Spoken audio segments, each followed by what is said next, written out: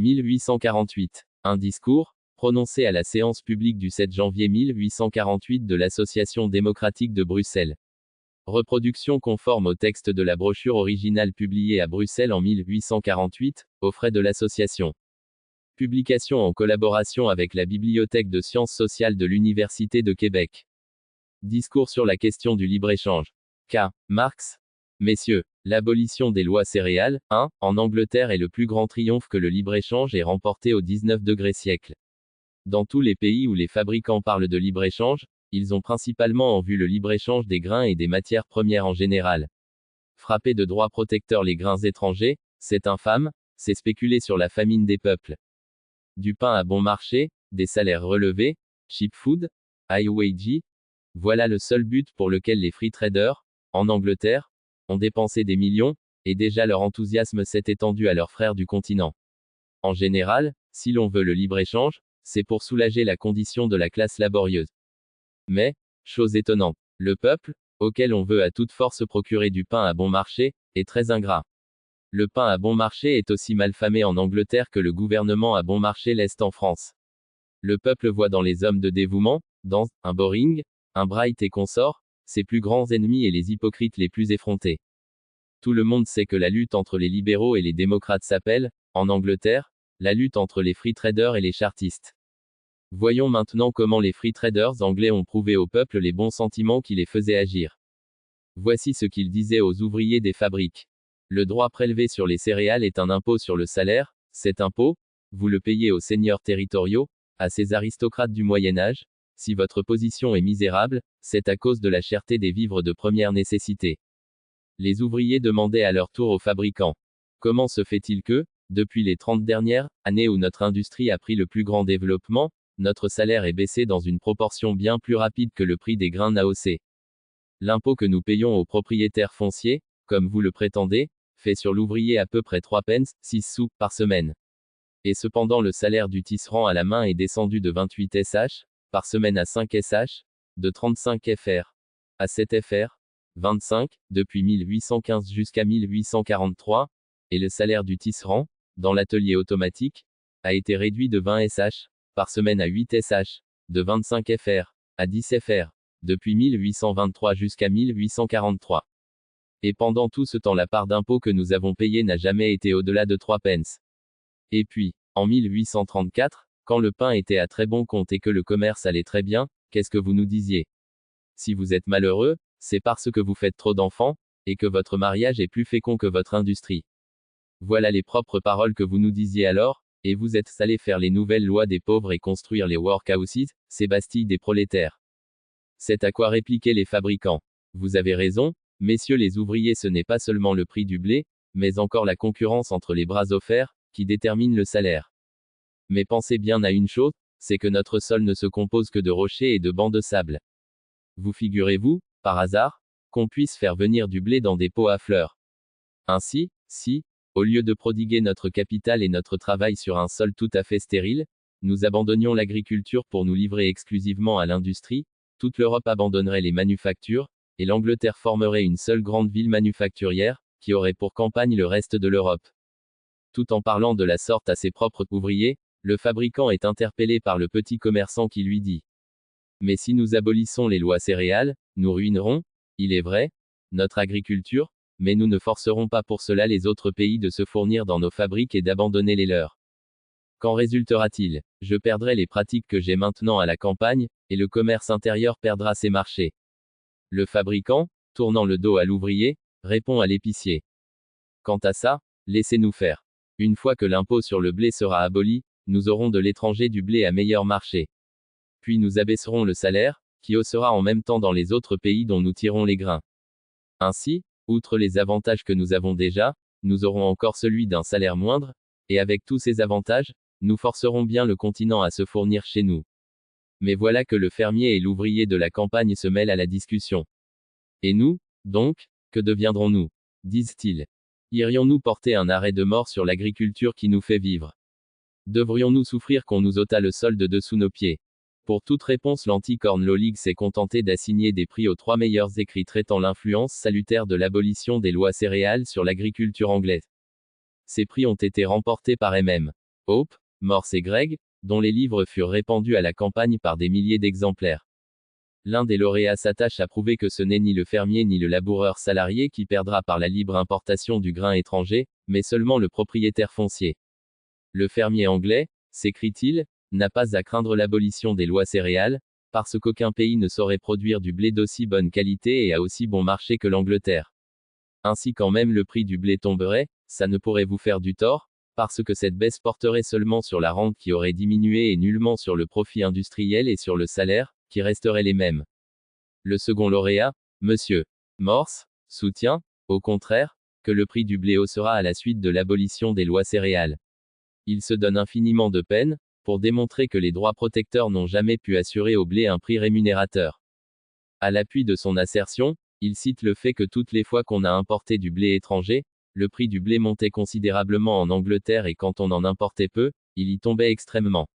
Le lauréat oublie que l'importation n'était pas la cause du prix élevé, mais que le prix élevé était la cause de l'importation. Et, tout à l'opposé de son colauréat, il affirme que toute hausse dans le prix des grains tourne au profit du fermier et de l'ouvrier, et non pas au profit du propriétaire. Le troisième lauréat, Monsieur Gregg, qui est un grand fabricant et dont le livre s'adresse à la classe des grands fermiers, ne pouvait pas s'en tenir à de semblables niaiseries. Son langage est plus scientifique. Il convient que les lois céréales ne font hausser la rente qu'en faisant hausser le prix du blé et qu'elles ne font hausser le prix du blé qu'en imposant au capital la nécessité de s'appliquer à des terrains de qualité inférieure, et cela s'explique tout naturellement. À mesure que la population s'accroît, le grain étranger ne pouvant entrer dans le pays, on est bien forcé de faire valoir des terrains moins fertiles, dont la culture exige plus de frais, et dont le produit est, par conséquent, plus cher. Le grain étant d'une vente forcée, le prix s'en réglera nécessairement sur le prix des produits des terrains les plus coûteux. La différence qu'il y a entre ce prix et les frais de production des meilleurs terrains constitue la rente. Ainsi, si à la suite de l'abolition des lois céréales, le prix du blé est, par conséquent, la rente tombe, c'est parce que les terrains ingrats cesseront d'être cultivés. Donc la réduction de la rente entraînera infailliblement la ruine d'une partie des fermiers. Ces observations étaient nécessaires pour faire comprendre le langage de Monsieur Gregg. Les petits fermiers, dit-il, qui ne pourront pas se tenir dans l'agriculture, trouveront une ressource dans l'industrie. Quant aux grands fermiers, ils doivent y gagner. Ou les propriétaires seront forcés de leur vendre à très bon marché leurs terres ou les contrats de fermage qu'ils feront avec eux seront à des termes très prolongés. C'est ce qui leur permettra d'engager des grands capitaux à la terre, d'y faire l'application des machines sur une plus grande échelle et d'économiser ainsi sur le travail manuel qui, d'ailleurs, sera à meilleur marché par la baisse générale des salaires, conséquence immédiate des lois céréales. Le docteur Boring a donné à tous ces arguments une consécration religieuse, en s'écriant, dans un meeting public: Jésus-Christ, c'est le free trade, c'est Jésus-Christ. On comprend que toute cette hypocrisie n'était pas propre à faire goûter aux ouvriers le pain à bon marché. Comment d'ailleurs les ouvriers auraient-ils pu comprendre la philanthropie soudaine des fabricants, de ces gens qui étaient occupés encore à combattre le bill des 10 heures, par lequel on voulait réduire la journée de l'ouvrier de fabrique de 12 heures à 10 heures. Pour vous faire une idée de la philanthropie de ces fabricants, je vous rappellerai, messieurs, les règlements établis dans toutes les fabriques. Chaque fabricant a pour son usage particulier un véritable code où il y a des amendes fixées pour toutes les fautes volontaires ou involontaires. Par exemple, l'ouvrier payera tant, s'il a le malheur de s'asseoir sur une chaise, s'il chuchote, rit, s'il arrive quelques minutes trop tard, si une partie de la machine se casse, s'il ne livre pas les objets d'une qualité voulue, etc. etc. Les amendes sont toujours plus fortes que le dommage véritablement occasionné par l'ouvrier. Et pour donner à l'ouvrier toute facilité d'encourir des peines, on fait avancer la pendule de la fabrique, on fournit de mauvaises matières premières pour que l'ouvrier en fasse de bonnes pièces. On destitue le contremaître qui ne serait pas assez habile pour multiplier les cas de contravention. Vous le voyez, messieurs, cette législation domestique est faite pour enfanter des contraventions, et on fait faire des contraventions pour faire de l'argent. Ainsi, le fabricant emploie tous les moyens pour réduire le salaire nominal et pour exploiter jusqu'au accident dont l'ouvrier n'est pas le maître. Ces fabricants, ce sont les mêmes philanthropes qui ont voulu faire croire aux ouvriers qu'ils étaient capables de faire des dépenses énormes, uniquement pour améliorer leur sort. Ainsi, d'un côté, ils rognent le salaire de l'ouvrier par les règlements de fabrique de la manière la plus mesquine, et de l'autre, ils s'imposent les plus grands sacrifices pour le faire rehausser par l'Anti-Corn Law League. Ils construisent à grands frais des palais, où la Ligue établissait, en quelque sorte, sa demeure officielle. Ils font marcher une armée de missionnaires vers tous les points de l'Angleterre, pour qu'ils prêchent la religion du libre-échange. Ils font imprimer et distribuer gratis des milliers de brochures pour éclairer l'ouvrier sur ses propres intérêts, ils dépensent des sommes énormes pour rendre la presse favorable à leur cause, ils organisent une vaste administration pour diriger les mouvements libre-échangistes, et ils déploient toutes les richesses de leur éloquence dans les meetings publics. C'était dans un de ces meetings qu'un ouvrier s'écria. Si les propriétaires fonciers vendaient nos eaux, vous autres, fabricants, vous seriez les premiers à les acheter, pour les jeter dans un moulin à vapeur et en faire de la farine. Les ouvriers anglais ont très bien compris la signification de la lutte entre les propriétaires fonciers et les capitalistes industriels. Ils savent très bien qu'on voulait rabaisser le prix du pain pour rabaisser le salaire et que le profit industriel augmenterait de ce que la rente aurait diminué. Ricardo, l'apôtre des free traders anglais, l'économiste le plus distingué de notre siècle, est sur ce point parfaitement d'accord avec les ouvriers. Il dit dans son célèbre ouvrage sur l'économie politique.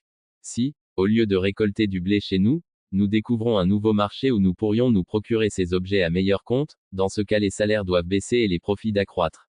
La baisse du prix des produits de l'agriculture réduit les salaires non seulement des ouvriers employés à la culture de la terre, mais encore de tous ceux qui travaillent aux manufactures ou qui sont employés au commerce. Et ne croyez pas, messieurs, que ce soit chose tout à fait indifférente pour l'ouvrier de ne recevoir plus que 4 francs, le blé étant à meilleur marché, quand auparavant il a reçu 5 francs. Son salaire n'est-il pas toujours tombé par rapport au profit? Et n'est-il pas clair que sa position sociale a empiré vis-à-vis du capitalisme? Outre cela, il perd encore dans le fait.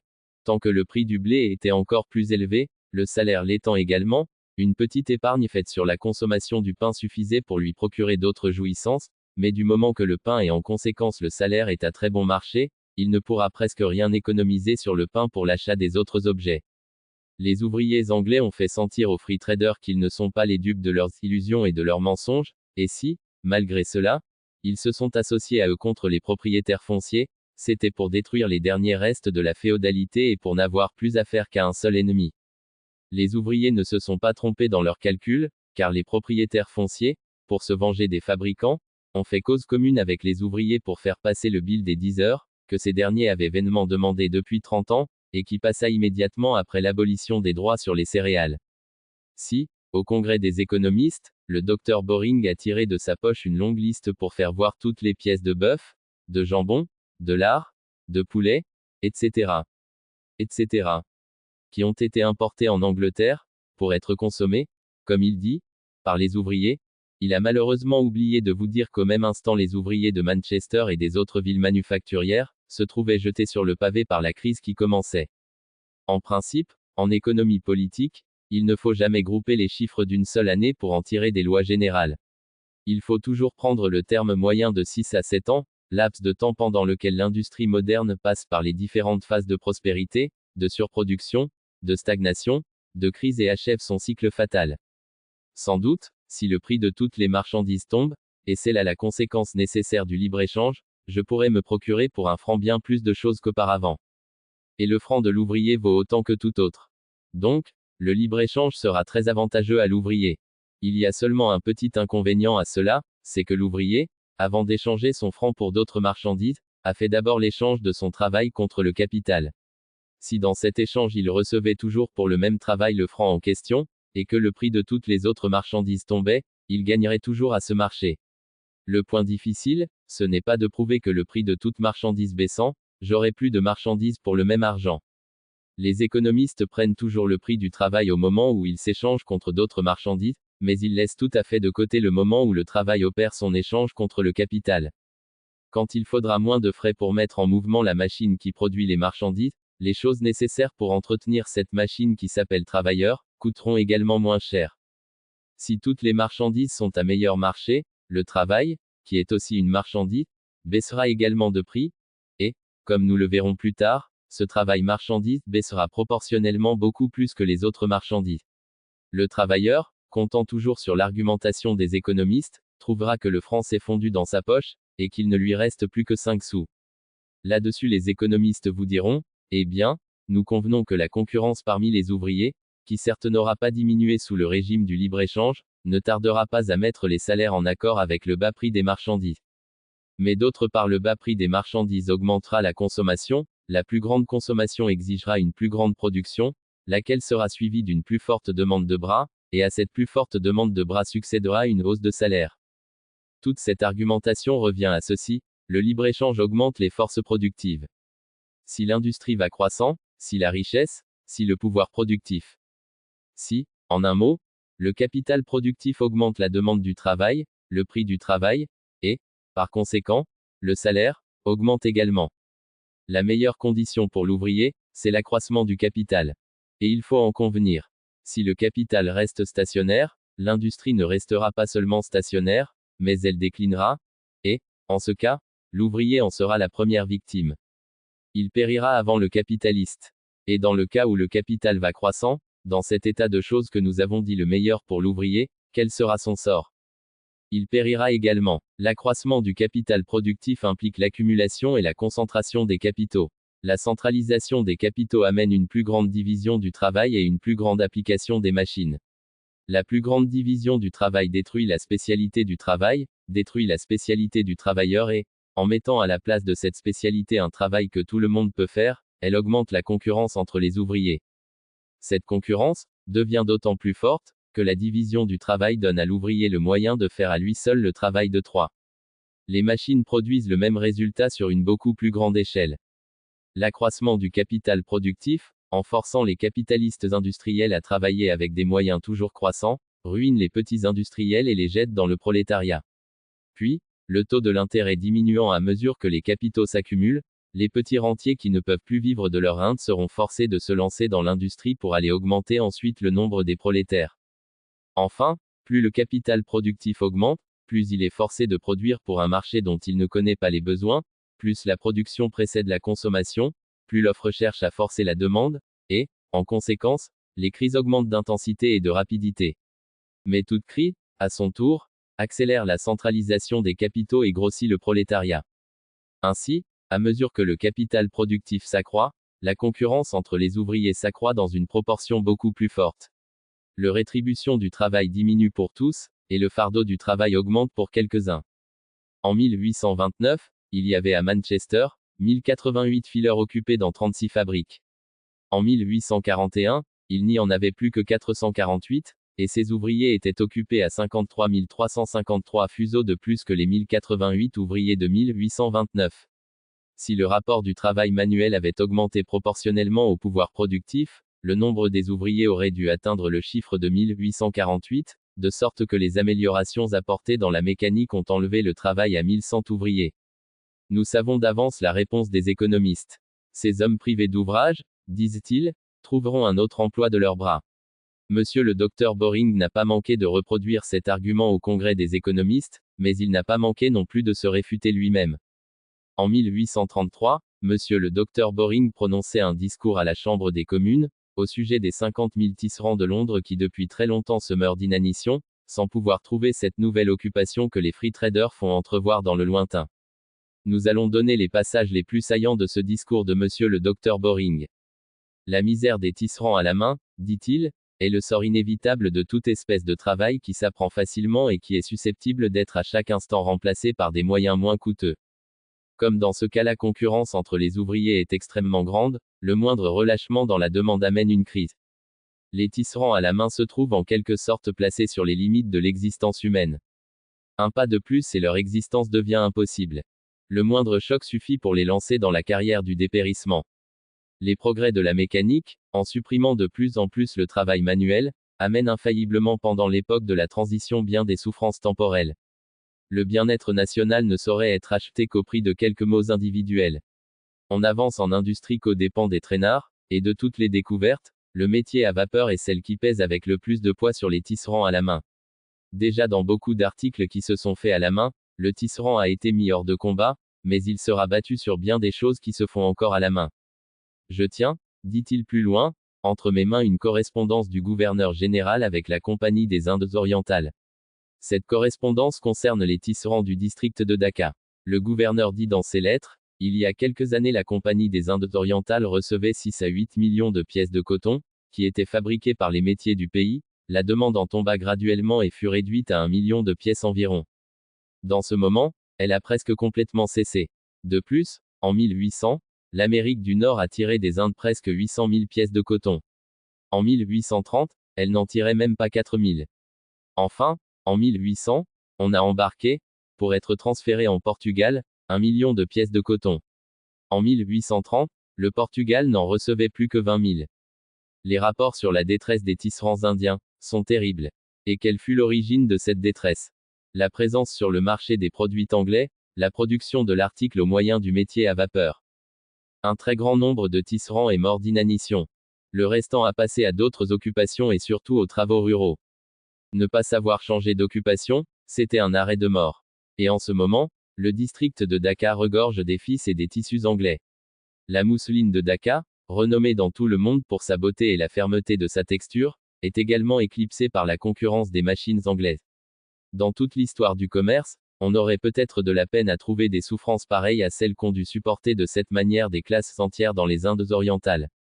Le discours de monsieur le docteur Boring est d'autant plus remarquable que les faits qui y sont cités sont exacts, et que les phrases dont il cherche à les pallier, portent tout à fait le caractère d'hypocrisie commun à tous les serinons libre-échangistes.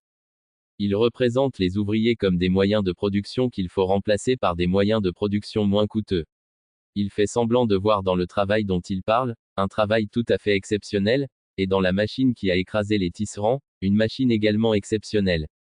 Il oublie qu'il n'y a pas de travail manuel qui ne soit susceptible de subir d'un jour à l'autre le sort du tissage. Le but constant et la tendance de tout perfectionnement dans le mécanisme est, en effet, de se passer entièrement de l'homme ou d'en diminuer le prix en substituant l'industrie des femmes et des enfants à celle de l'ouvrier adulte ou le travail de l'ouvrier grossier à celui de l'habile artisan. Dans la plupart des filatures par métier continu, en anglais Trostlemil, la filature est entièrement exécutée par des filles de 16 ans et au-dessous. La substitution de la mule génie automatique à la mule génie ordinaire a pour effet de congédier la plupart des fileurs et de garder des enfants et des adolescents. Ces paroles du libre-échangiste le plus passionné, monsieur le docteur Ur, servent à compléter les confessions de monsieur Boring. Boring parle de quelques mots individuels, et dit, en même temps, que ces mots individuels font périr des classes entières. Il parle des souffrances passagères dans le temps de transition, et en même temps qu'il en parle, il ne dissimule pas que ces souffrances passagères ont été pour la plupart le passage de la vie à la mort, et pour le restant le mouvement de transition dans une condition inférieure à celle dans laquelle ils étaient placés auparavant. S'il dit, plus loin, que les malheurs de ces ouvriers sont inséparables du progrès de l'industrie et nécessaires au bien-être national, il dit simplement que le bien-être de la classe bourgeoise a pour condition nécessaire le malheur de la classe laborieuse. Toute la consolation que M. Boring prodigue aux ouvriers qui périssent, et, en général, toute la doctrine de compensation que les free traders établissent, revient à ceci. Vous autres, milliers d'ouvriers qui périssez, ne vous désolez pas. Vous pouvez mourir en toute tranquillité. Votre classe ne périra pas. Elle sera toujours assez nombreuse pour que le capital puisse la décimer, sans avoir à craindre de l'anéantir. D'ailleurs, comment voulez-vous que le capital trouve un emploi utile, s'il n'avait pas soin de se ménager toujours la matière exploitable, les ouvriers, pour les exploiter de nouveau? Mais aussi, pourquoi poser encore comme problème à résoudre, l'influence que la réalisation du libre-échange exercera sur la situation de la classe ouvrière? Toutes les lois que les économistes ont exposées, depuis Keynes jusqu'à Ricardo, sont établies dans la supposition que les entraves qui enchaînent encore la liberté commerciale n'existent plus. Ces lois se confirment au fur et à mesure que le libre-échange se réalise. La première de ces lois, c'est que la concurrence réduit le prix de toute marchandise au minimum de ses frais de production. Ainsi le minimum de salaire est le prix naturel du travail. Et qu'est-ce que le minimum du salaire? C'est tout juste ce qu'il faut pour faire produire les objets indispensables à la sustentation de l'ouvrier, pour le mettre en état de se nourrir tant bien que mal et de propager tant soit peu sa race. Ne croyons pas pour cela que l'ouvrier n'aura que ce minimum de salaire, ne croyons pas, non plus, qu'il aura ce minimum de salaire toujours. Non, d'après cette loi, la classe ouvrière sera quelquefois plus heureuse. Elle aura parfois plus que le minimum, mais ce surplus ne sera que le supplément de ce qu'elle aura eu, moins que le minimum, dans le temps de stagnation industrielle.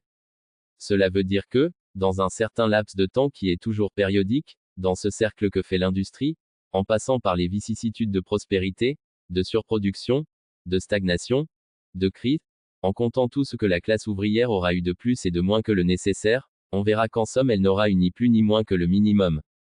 C'est-à-dire la classe ouvrière se sera conservée comme classe après bien de malheurs, de misère et de cadavres laissés sur le champ de bataille industriel.